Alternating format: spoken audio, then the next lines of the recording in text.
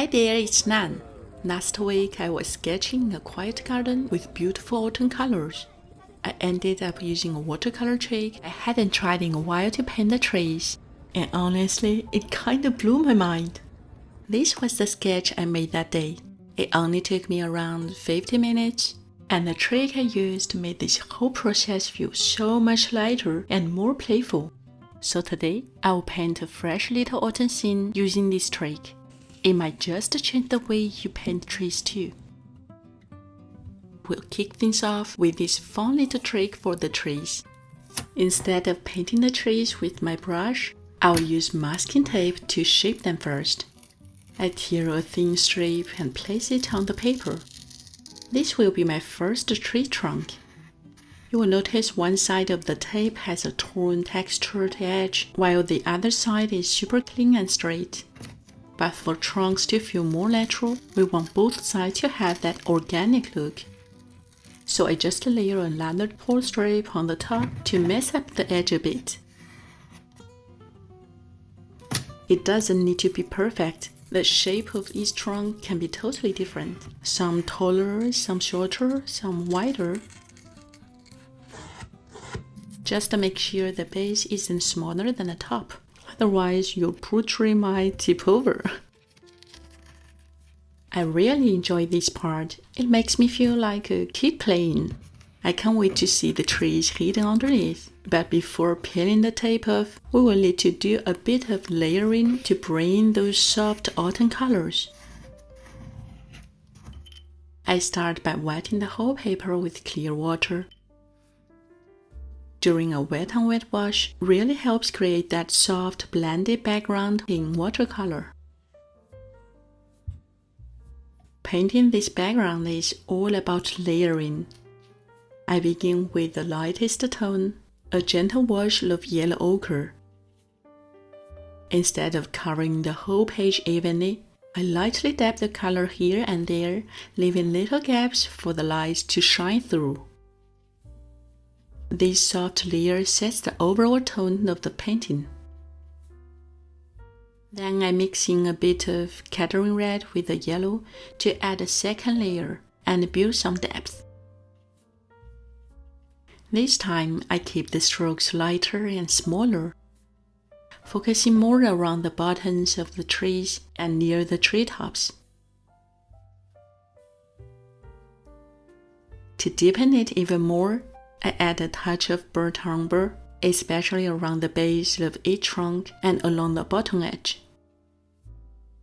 It really helps anchor the trees and add a grounding tone. Now let's add a bit more detail around the treetops. Autumn isn't just red and gold, there's still a little life in the leaves. I tap in a few loose shapes using just the tip of my brush. Dab in some softer green at the top, and around the trunks, I keep the green slightly darker and more concentrated. Nothing too defined here, it's more about the overall feeling.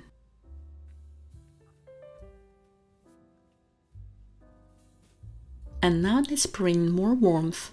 I mix yellow ochre and red to make a soft orange red. Using the same dabbing motion, I add a bit of color around the tops and sides of the trees. Then I scatter a few touches around the page to balance things out. If anything looks too sharp or too bold, I just soften the edges with a clean brush.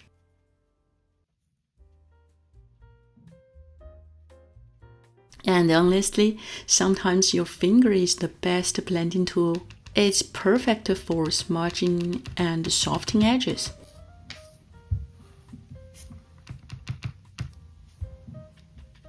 I also added a few wild grasses at the base of the trees to give them more grounding and to add a little extra life to the scene.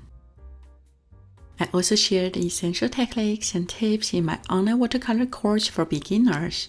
There are lots of relaxing and fun projects. Feel free to have a look. Now comes the magical part. peeling off the masking tape. It's one of my favorite moments in this painting. Watching the tree shapes appear so crisp and clean, it's just so satisfying.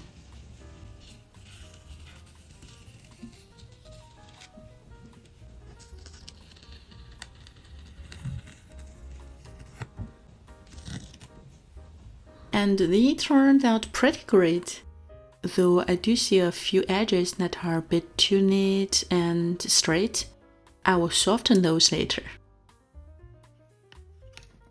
Now we need just a couple of simple touches to bring these flat white shapes to life. I'm using a diluted mix in a brown and a little gray. I add a softer shadow on the left side of each one, assuming the light is coming from the right. To give the trunks more dimension, just brushing it gently along one edge. And you can already see it, the trunks feel more solid and grounded.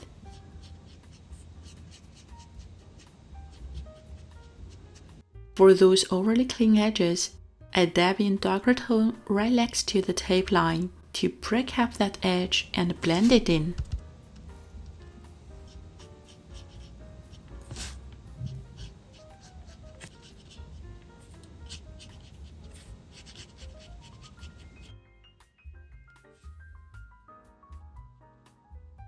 Next, I add some texture to the trunks.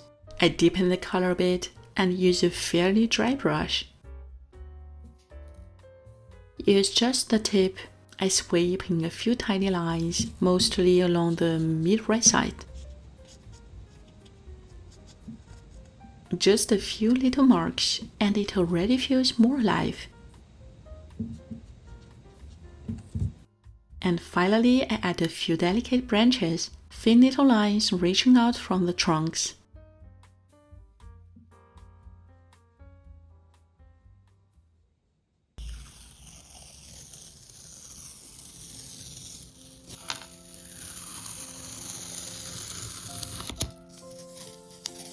And there we go, our autumn tree painting is finished. This little trick makes painting light-colored trees like birch or poplar so much easier. And honestly, it makes the process much more fun. Now we are just in the perfect season. Maybe it's time to make a tiny one yourself. And if you want to explore watercolor in a simple and relaxing way like I do, check out my online miniature watercolor course for beginners and enjoy 40% off for a limited time. Thank you for watching. Don't forget to like, share, and subscribe to my channel. I'm Nan, a miniature watercolor addict. See you next time!